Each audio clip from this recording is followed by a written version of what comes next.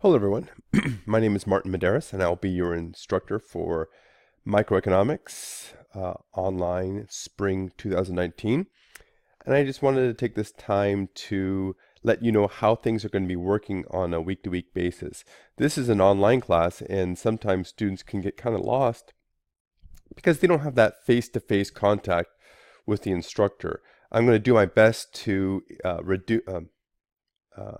reduce that downside of an online class, and hopefully you're going to get a lot out of it, and there are opportunities for you to interact with me and our teacher's assistant, Sarjana, who will be helping you throughout this term.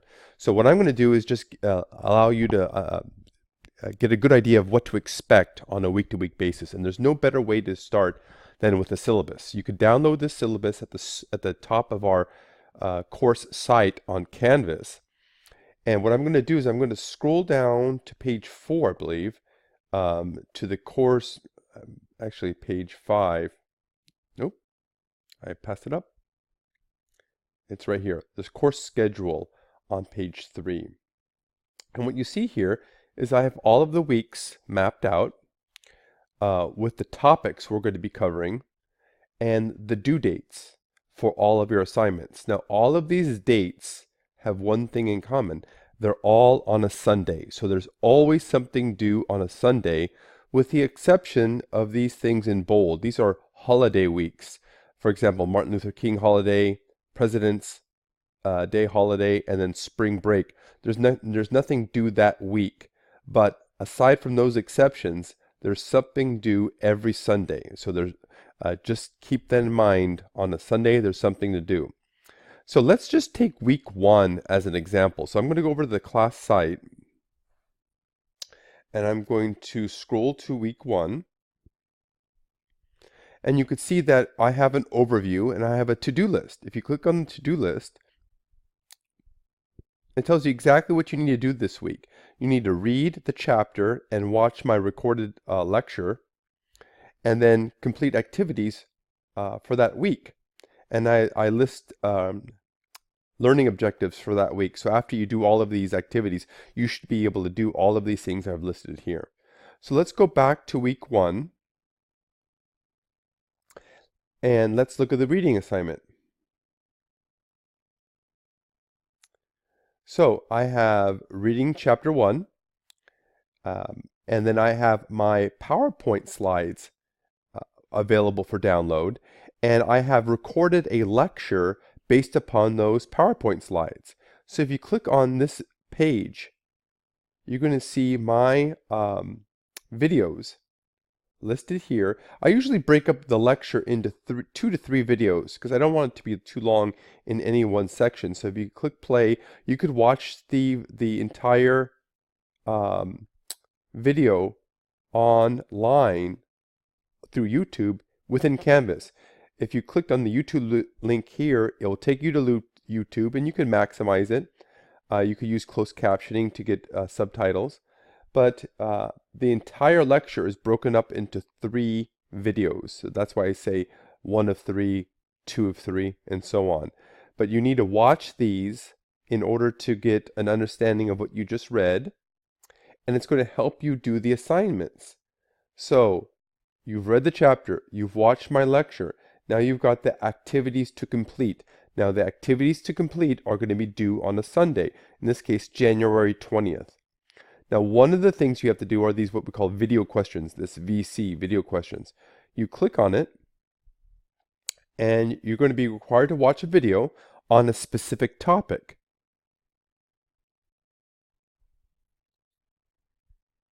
So here it is. Here's the video right here. In this case, it's on the production possibilities curve. You watch it and you're required to answer one question on this video. Now, these questions aren't designed to be tricky.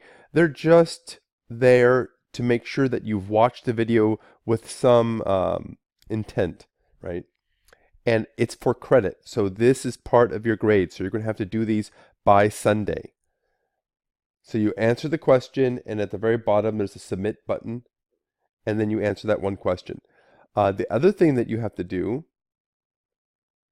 after you've watched the video, answer the video questions, I want you to do a discussion assignment. Now in week 1, there's no discussion assignment, but let me give you an example here. See this? In week 2, I have this discussion forum, and that's going to be due on a Sunday when it is due in a particular week. And I want you to answer the question thoroughly. So in other words, if you give me a 1-sentence response for a graded discussion thread, you're not going to get any credit. You're going to get credit if you respond before the due date, and you give it some thought.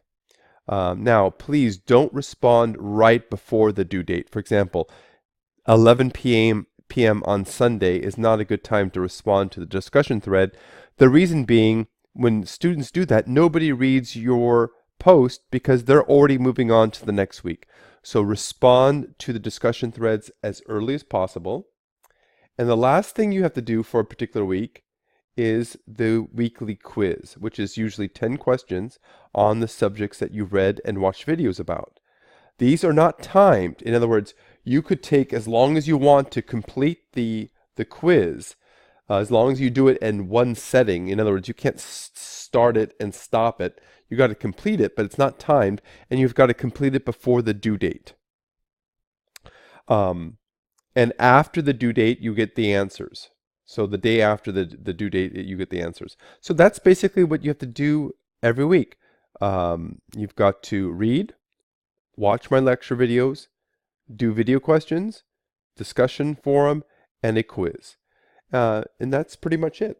I'm going to have weekly office hours. I'm going to have office hours, and our teacher's assistant, her name is Sarjana, and she is a very capable economics student. She was a graduate student of mine a few years back, and she's graciously offered to help out us in terms of making sure that you understand this material.